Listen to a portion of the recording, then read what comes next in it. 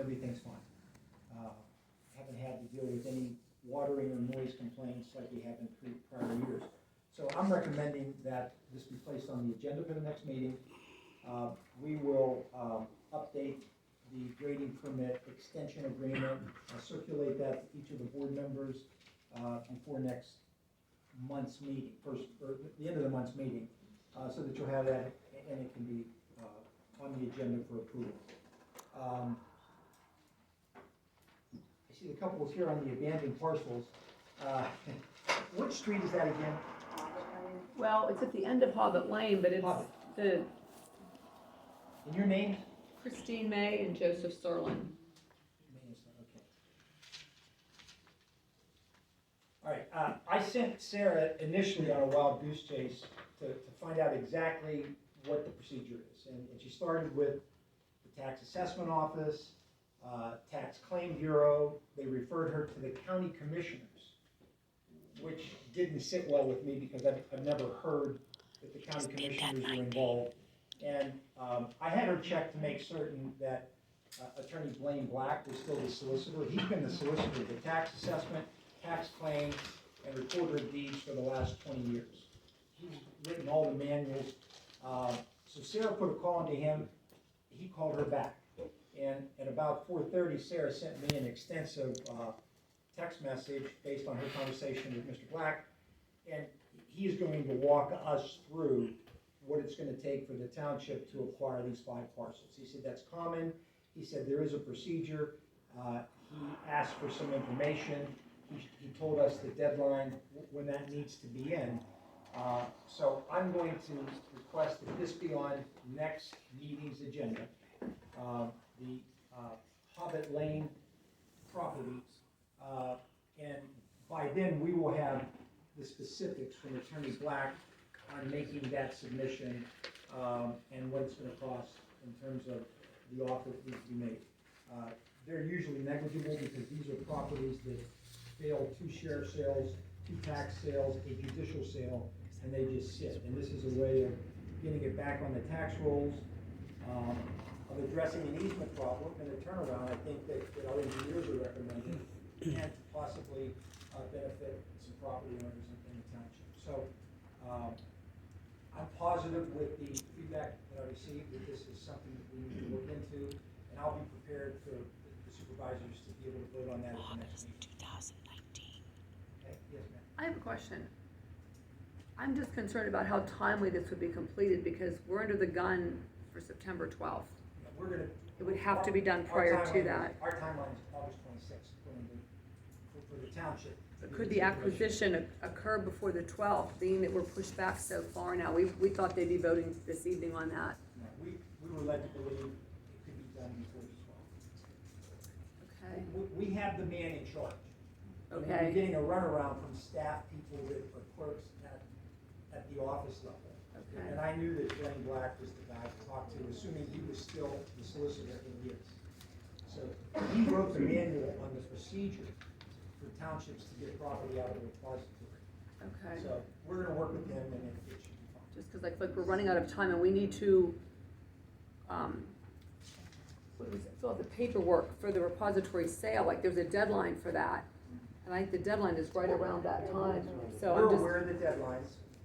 We'll do the best we can. okay, but if we don't make it, we'd have to apply for that. Right, and we'll be in touch with you on a daily basis. Okay, because we don't know that, we're so up in the air. Yep.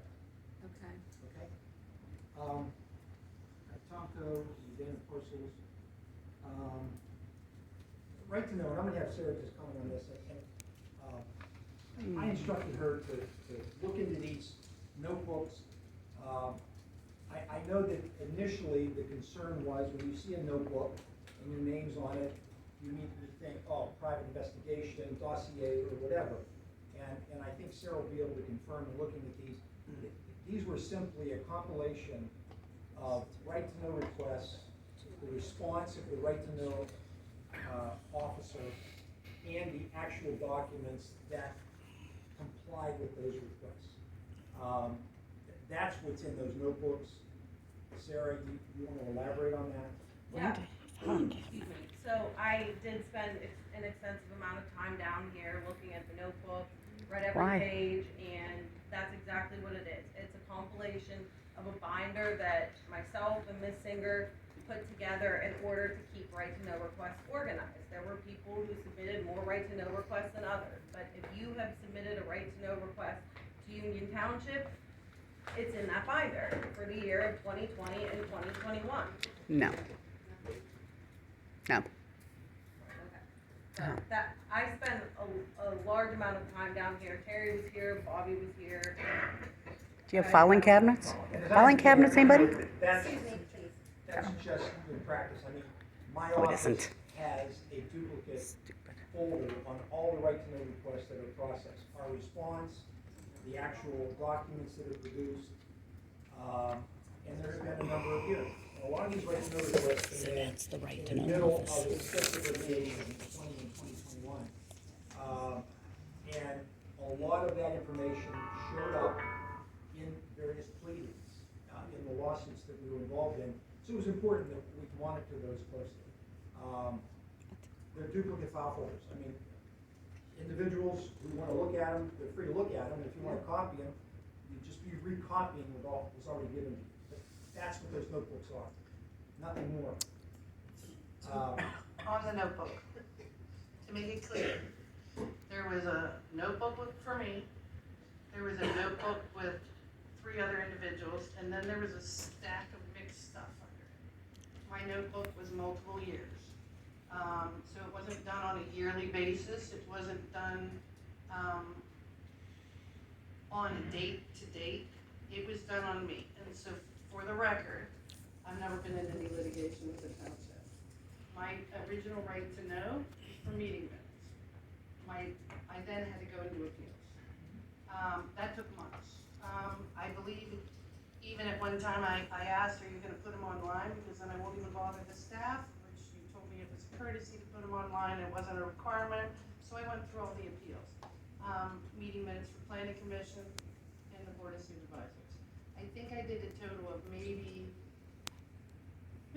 5 or 6 right to knows. Some of them, there was a couple extra. I did write that I wanted to come down and see some ordinances that were advertised for adoption, which I was told I had to do a right to know, even though the newspaper said that I could, anybody could come down and look at them. So there was some right to knows for stuff that I shouldn't have even needed to do a right to know.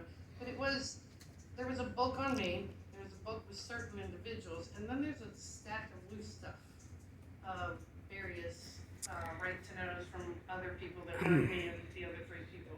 So it wasn't, I'm not sure what the reason for this particular organization, and I can't imagine that anything that I did a right to know on could have been entered into any litigation. Looking back and what I asked for, transcripts, meeting minutes, because I asked for meeting minutes to zoning hearings, and I was told there was no minutes. So I asked for transcripts, and the transcripts were made, and then I had to do another right to know to ask to have them made. I had to do a right to know on recordings of meetings that weren't in the book. So it was really based on 3 things.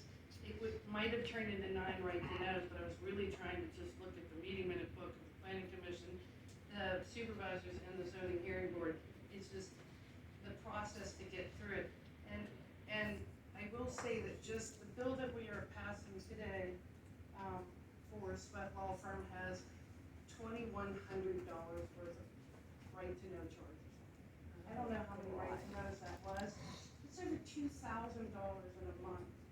Was there an extreme amount of right to knows this month? It seems like every month there is a large amount of money going to Sweat Law Firm for right to know. There was 1,058 in May. There was 442 in June. There was 2,168.50 in July. Is there that many right to knows, or are they trying to? We've gotten 49 this year so far. So this is 3 months. So in 8 months. So like this month's bill says it's going to mediation to, why is there so many that go to mediation? Right to know? Yeah, there's a lot of mediations and appeals in the right to know. That's not our control. If someone who is filing a right to know chooses to appeal it, that's their right under the law. Well, they're appealing saying they're not getting the information apparently. Well, there's always an outcome. There's gonna be an outcome, and if have we lost any significant?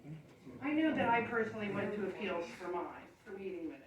And I did win the appeal, and I still came up to that podium for There was 6 or one 7 months. mediation this year alone, there was one. And I attended it, and the mediation's over, and the appeal was withdrawn. So, Once again, I repeat, those notebooks have nothing more than the right to know requests, the responses of our right to know officer, and the documents that address the request. That's what's in the notebooks. And it's open to anybody. It's under the right to know. Not in the filing cabinet, though. Look at them, or if you want copies. there's That's right not to how you know. file records. Everyone should have those.